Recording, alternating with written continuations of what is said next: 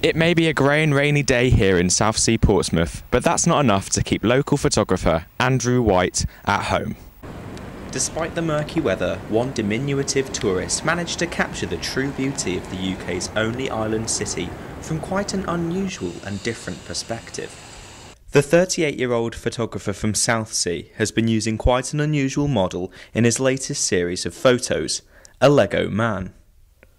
Well, I was out on a day out with the family, and we visited a Lego shop.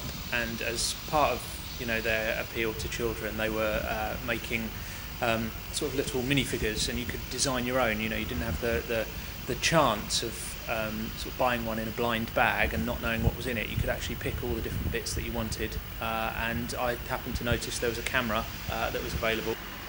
So by adding the figure into the images, suddenly it was telling a story, looking over the shoulder of this guy, almost documenting his day-to-day work wandering around.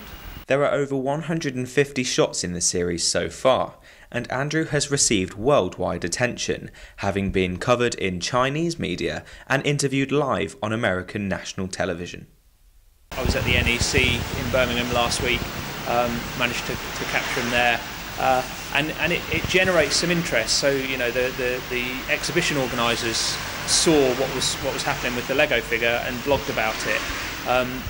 So that was an interesting exercise for me, because I saw what can happen from these other locations. Andrew's focus for the project, cleverly named Legography, was being ultra-mobile. So he takes just his iPhone and the Lego man with him, allowing for a more spontaneous and quick-fire feel to the project. Response to posting the images up as well, that's also been very positive. I've got an audience that's grown beyond the 500 mark already, and I'm 2 months into a one-year project.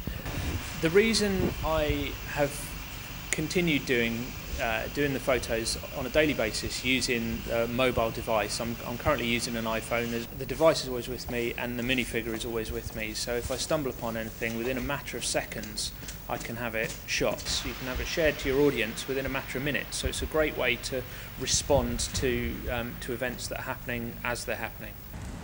I've had people tell me that the character is kind of brought to life, and I'm under no illusion that it's just a bit of plastic. Andrew, whose focus in photography has normally been on long exposure photography, has been shooting the Lego man in various landmarks around the city. And the weather can be a contributing factor, or the location. It's a great city with so many different views and scenes that I'm never short of ideas or inspiration.